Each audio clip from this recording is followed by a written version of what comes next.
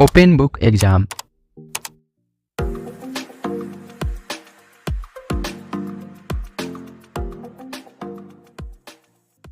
बीते कुछ सालों में सीबीएसई बोर्ड के परीक्षा पैटर्न में काफ़ी बदलाव देखने को मिले। अब सीबीएसई बोर्ड ने 9th से 12th तक के बच्चों का exam open book exam system के आधार पर लेने की बात की है। विद्यार्थियों के लिए यह कॉन्सेप्ट बिल्कुल ही नया है और इसके बारे में विद्यार्थियों को अभी कुछ पता नहीं है।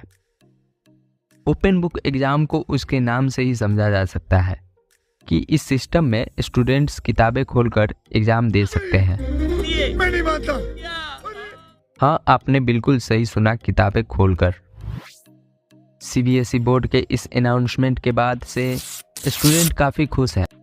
उनको लगता है कि किताबें खोलकर तो कोई भी लिख सकता है और यह बहुत आसान है, लेकिन ऐसा बिल्कुल भी नहीं है, क्योंकि स्टूडेंट्स को असल में ओपन बुक एग्ज़ाम का असली मतलब पता ही नहीं है।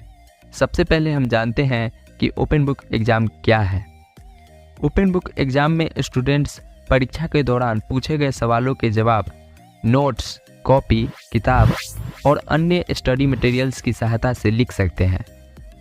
लेकिन शर्त यह है कि आपको सवालों के जवाब को अपनी भाषा में लिखना होगा।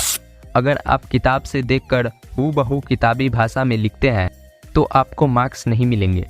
आपको मार्क्स तभी मिलेंगे जब सवाल को अच्छी तरह से समझकर उसका उत्तर अपनी भाषा में देते हैं।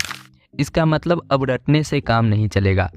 पहले कई स्टूडेंट्स रट्टा मारकर परीक्षा देते थे।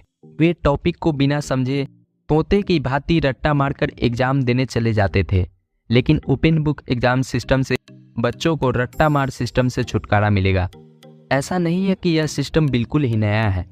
कोरोना के दौरान कई केंद्रीय विश्वविद्यालयों में ऑनलाइन ओपन बुक टेस्ट आयोजित किए गए थे, जिसमें दिल्ली विश्वविद्यालय, जामिया मिलिया इस्लामिया विश्वविद्यालय, अलीगढ़ मुस्लिम यूनिवर्सिटी, जवाहरलाल नेहरू विश्वविद्यालय शामिल थे।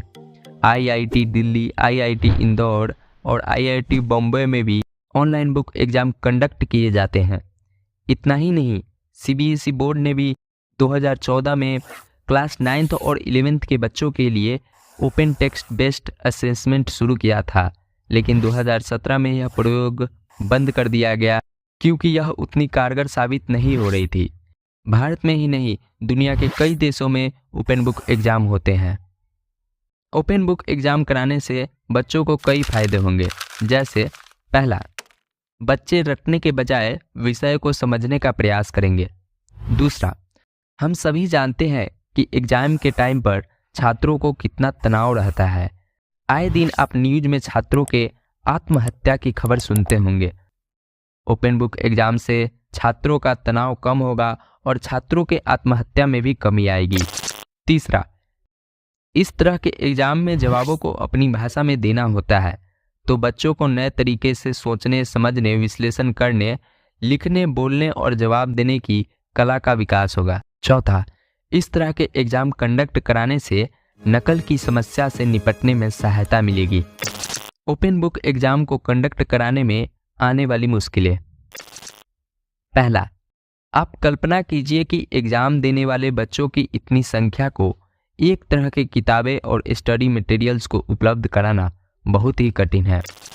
दूसरा, इस तरह के एग्जाम में हर बच्चों का दिया गया आंसर अपनी भाषा में अलग अलग होगा, तो इससे आप सोच सकते हैं कि इतनी कॉपियों को जांच करने और मार्किंग सिस्टम में अनेक प्रकार की समस्याओं का सामना करना पड़ेगा। तीसरा, अभी भी गांव के स्कूलों में शिक्षक की उतनी संख्या और न ही गांव के इंफ्रास्ट्रक्चर ठीक है और न ही गांवों में पढ़ाई का अच्छा संसाधन है, तो गांवों के बच्चों को इस एग्जाम सिस्टम से दिक्कत हो सकती है।